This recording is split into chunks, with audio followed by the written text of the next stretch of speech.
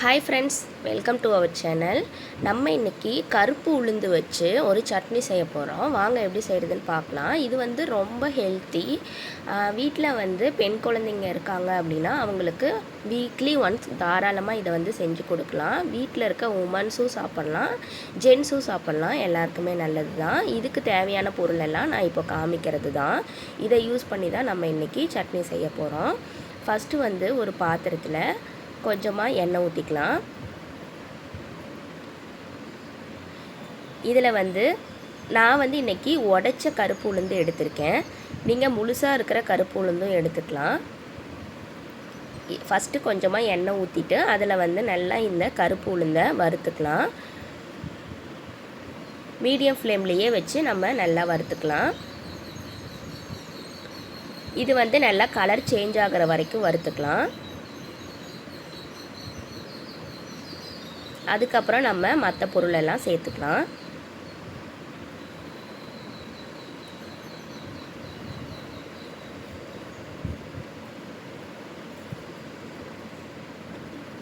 கருப்பு உளுந்து யூட்ரஸ்க்கும் ரொம்ப நல்லது.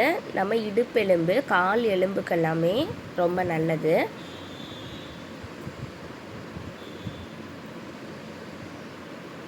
இந்த மாதிரி கலர் சேஞ்ச் ஆகிற வரைக்கும் நல்லா வறுத்துக்கலாம். இதுக்கு மேலே வறுத்தோம் அப்படின்னா அது கருக ஆரம்பிச்சிரும். அப்புறம் சட்னி கசப்பு டேஸ்ட் வந்துடும். இப்போது இது கூட சின்ன பீஸ் இஞ்சி சின்னதாக கட் பண்ணி சேர்த்துக்கிறேன். ஒரு 6-7 பல் பூண்டு தோல் உரிச்சிட்டு சேர்த்துருக்கேன். வரமிளகா காரத்துக்கு ஏற்ற மாதிரி சேர்த்துருக்கேன். உங்களுக்கு எவ்வளோ வேணுமோ அந்த அளவுக்கு சேர்த்துக்கோங்க. நான் பெரிய சைஸில் ஒரு பெரிய வெங்காயம் இந்த மாதிரி கட் பண்ணி சேர்த்துருக்கேன். இது எல்லாத்தையும் நம்ம அந்த உளுந்து கூடவே வதக்கிக்கலாம்.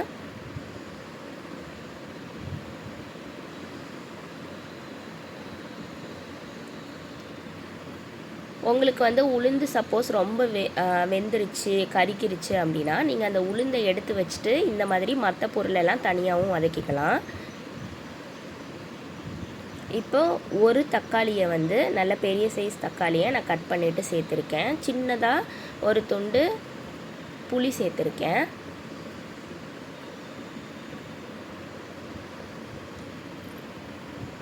இதெல்லாம் நம்ம நல்லா வதக்கிக்கலாம். தக்காளி கொஞ்சம் சாஃப்டாகிறது வரைக்கும் நம்ம வதக்கிக்கலாம்.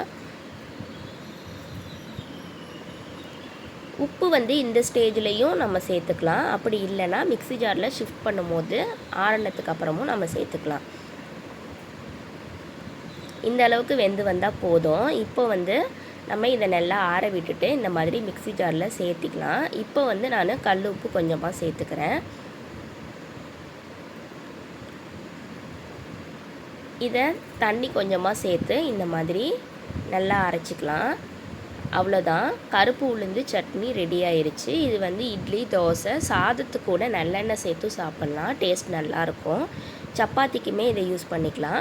நீங்கள் செஞ்சு பார்த்தீங்க அப்படின்னா உங்களுக்கு எப்படி இருந்தது அப்படிங்கிறத கமெண்ட்டில் சொல்லுங்கள். சேனலையும் சப்ஸ்கிரைப் பண்ணிக்கோங்க. தேங்க்ஸ் ஃபார் வாட்சிங்.